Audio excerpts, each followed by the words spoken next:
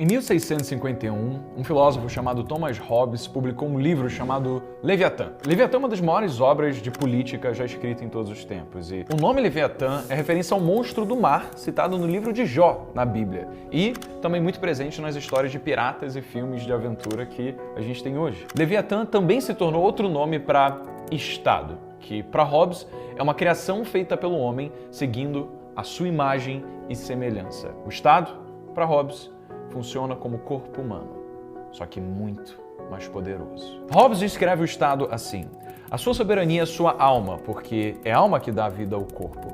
Os juízes e os ministérios são as juntas e as articulações que unem todas as partes e permitem movimento.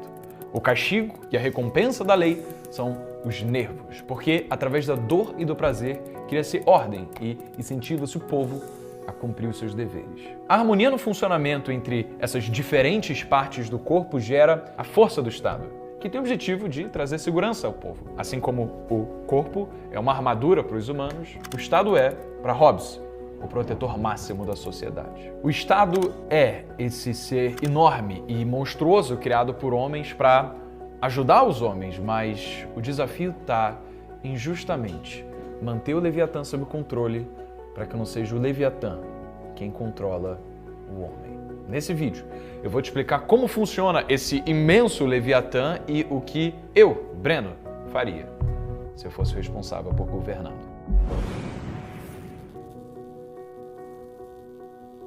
Para a gente começar, você precisa entender a diferença de dois cargos que a gente tem na política no geral. O primeiro deles é o chefe de Estado e o segundo, o chefe de governo. Qual que é a diferença dos dois? Olha, o chefe de Estado é o líder que representa a força de uma nação, a sua longevidade e, no final, o poder do povo. Agora, chefe de governo é quem tem funções executivas associadas à criação direta de políticas públicas, também políticas econômicas e políticas sociais. Em muitos países, chefe de Estado e chefe de governo são a mesma coisa, eles são a mesma pessoa, como, por exemplo, no Brasil, em que o presidente da República é tanto um líder simbólico e inspiracional para a população, mas também tem sob a sua responsabilidade as políticas públicas implementadas sob o seu governo. Já na Inglaterra, por outro lado, o rei Charles é e vai continuar a ser rei até o fim da sua vida. Ele é um chefe de Estado. Ele representa a longevidade da monarquia britânica. Enquanto na Inglaterra, o chefe de governo é outra pessoa, é o Rishi Sunak,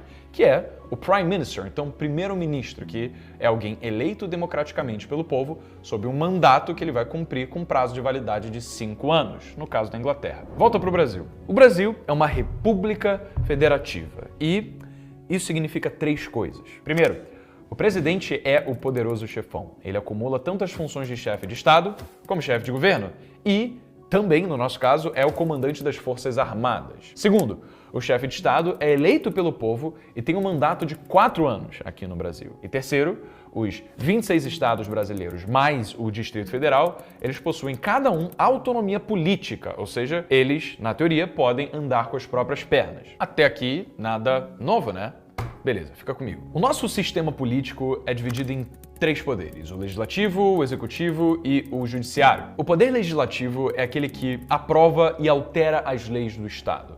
Esse é um poder que é formado pelo Congresso Nacional, ou seja, a Câmara dos Deputados e o Senado. Já o poder executivo, por outro lado, é quem executa as leis, ou seja, ele é preenchido por cargos administrativos, como, por exemplo, os prefeitos das cidades, os governadores dos estados ou então o presidente da República. E os ministérios também fazem parte do poder executivo. Afinal, cada um deles tem a função de desenvolver políticas públicas que são relacionadas às áreas sob sua responsabilidade, como, por exemplo, o Ministério da Educação, o Ministério da Economia e o Ministério do Meio Ambiente. Os ministros não são eleitos, eles são escolhidos pelo presidente da República. E o último poder, o poder judiciário, é aquele que julga aqueles que cometeram infrações contra as leis. Então, ele escolhe absolver ou punir os acusados. Um fun fact é que o judiciário é o único dos 3 poderes em que quem integra esse poder, ele não é eleito pelo povo, mas ele é escolhido pelo presidente do Poder Executivo e depois aprovado pelo Senado do Poder Legislativo. E aí todos os poderes são